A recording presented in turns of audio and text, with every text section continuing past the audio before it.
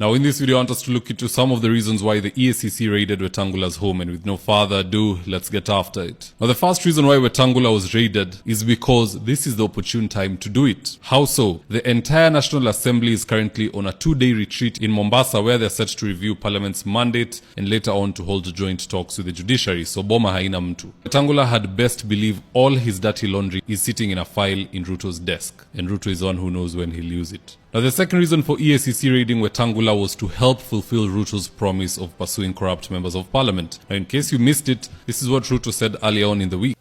There are people who are destroying the credibility of parliament. And they are collecting money in the name of parliament. Where does somebody find 150 million? Where? Is that his money? That is money that belongs to the county.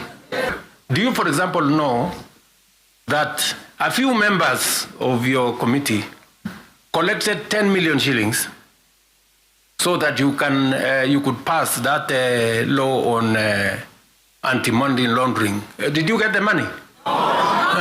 So we are not going to shame them. We are going to arrest them. On the culprits, the security forces have decided to go through the Speaker of the National Assembly because he knows who gets kickbacks and in which committee. You know, to catch a thief, you need to use a thief. So all those corrupt chairmen, the self-appointed welfare members, mambo yao itakwisha, sababu if all the details are with Moses Masika Wetangula sitting in his homestead, then I bet they're sweating bullets in Mombasa. Now the third reason why Wetangula is being raided is because of insubordination. Believe it or not, Wetangula indirectly called Ruto a hyena in that he first accuses his would-be victims of corruption, then he goes after them thereafter. And there is a common saying that when the hyena wants to eat its children, it says they smell like goats.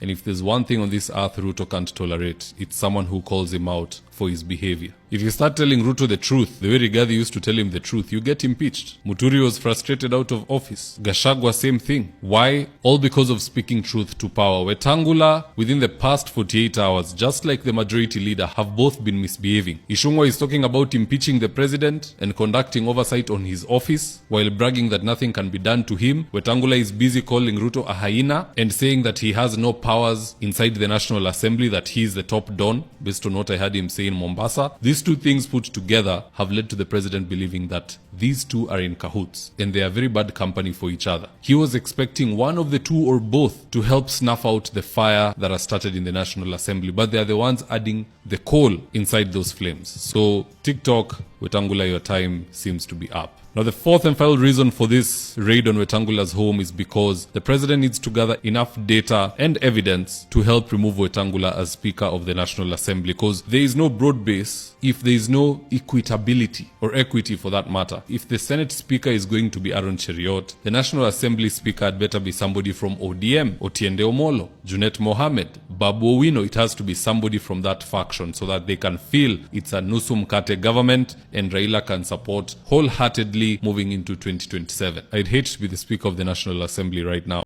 Papa wa Roma, the National Speaker, Moses Wetangula.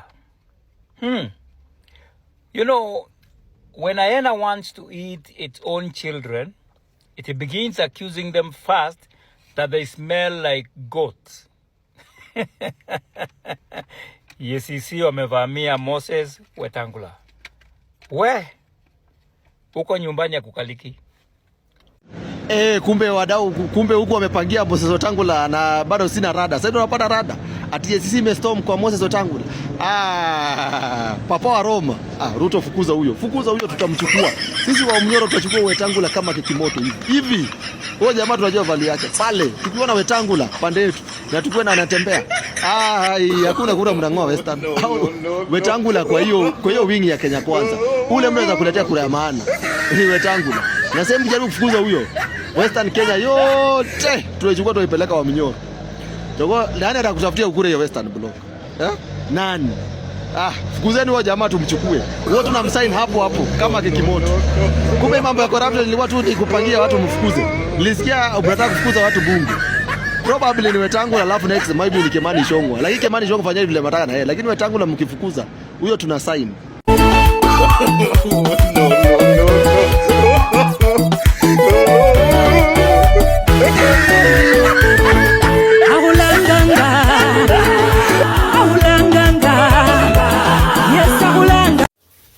Mbona wanaendea Weta?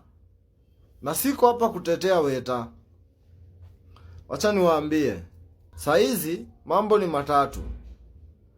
Weta amechukuliwa kwa sababu yeye ndo anaweza receive hiyo motion ya impeachment. Na before hiyo maneno ianze, wameamua kwanza wakachukua yeye. Ingine, wanaweza kuwa wamechukua Weta ndio Wakenya waone wamekosana. Tuanze kuhurumia pia Weta.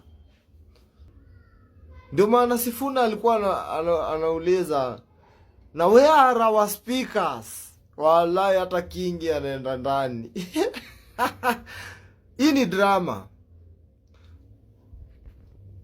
Hii ni drama. Weta alale ndani vile Waititu alilala ndani. Hata kama tunajua Waititu yake ni kipindi. Pia Weta. Na Weta pia tunataka uropoke. Si maajabu uanze kuona Wetangula, Gachagua, Mchungwa wakiwa pamoja. Kenya, acha niwaambie, kama kuna wakati mtapimwa ni hii wakati. Juu si maajabu ghafla eti Chungwa eti amekasirika eti hawaelewani na president. Kidogo Weta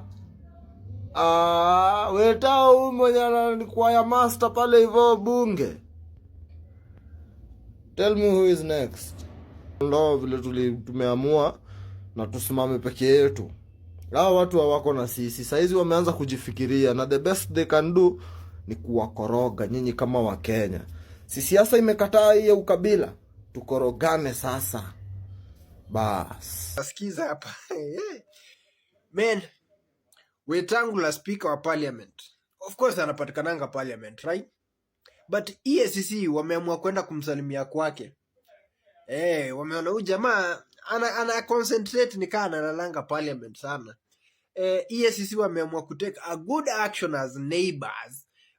The agencies in government wameenda kufanya nini?